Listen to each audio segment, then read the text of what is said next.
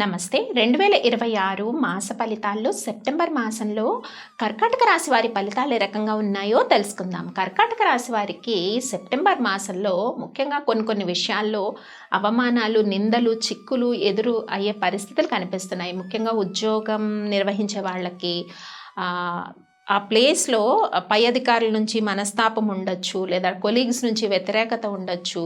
Disappointments చాలా వరకు కర్కాటక రాశి వారికి కనిపిస్తున్నాయి. ఆ విషయాల్లో జాగ్రత్త వహించండి.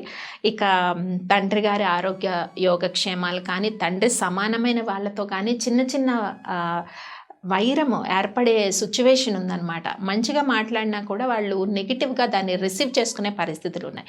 ఇక కుటుంబ పరిస్థితులు కానీ, ఆరోగ్య పరిస్థితులు కానీ చక్కగా కాపాడుకోవాలి. కర్కాటక రాశి వారి మాసంలో ముఖ్యంగా చిన్న విషయాలకి కుటుంబంలో అపార్థాలు, తల్లిదండ్రులు పిల్లలకి మధ్య కానీ, భార్యాభర్తల మధ్య కానీ ఒక రకమైన చికాకు, విసుగు, అనుకోని చిక్కులు, సమస్యలు ఇవన్నీ కూడా కొంత కలవరపెట్టే విధంగా ఉంటాయి.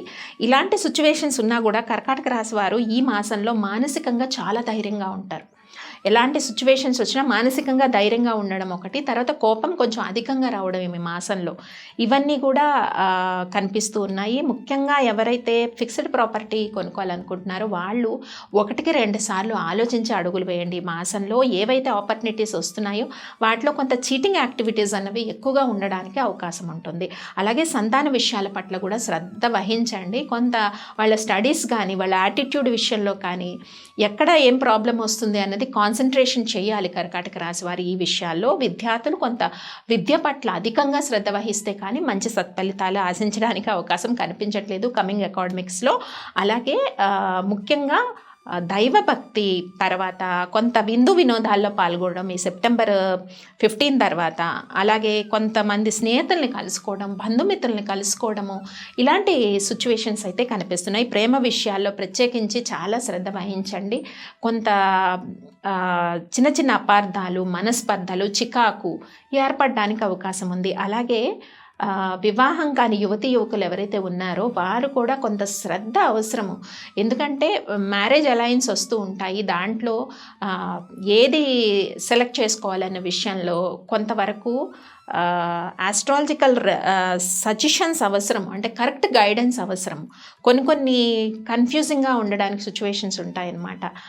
పొజిషన్ బట్టి డిసిషన్ తీసుకోవాలా, లేకపోతే ఎలాంటి డిసిషన్, పద్ధతులకి ప్రయారిటీ ఇవ్వాలా మ్యారేజ్ అలయన్స్ విషయంలో, ఇలాంటి విషయంలో చాలా కన్ఫ్యూజింగ్ అనేది చాలా ఎక్కువగా ఉంటుంది కర్కాటక రాశి వారికి. ఆ విషయాల్లో ప్రత్యేకించి శ్రద్ధ వహించండి. ఇంకా ప్రమోషన్, ఇంక్రిమెంట్స్ కోసం ఎక్స్పెక్ట్ చేస్తున్న వాళ్ళకి మోస్ట్లీ 22 సెప్టెంబర్ తర్వాత కొంత అనుకూలమైన సిచ్యువేషన్స్ ఉండడానికి అవకాశం అయితే కనిపిస్తుంది. ముఖ్యంగా శివారాధన చాలా ఇంపార్టెంట్ ఈ మాసంలో.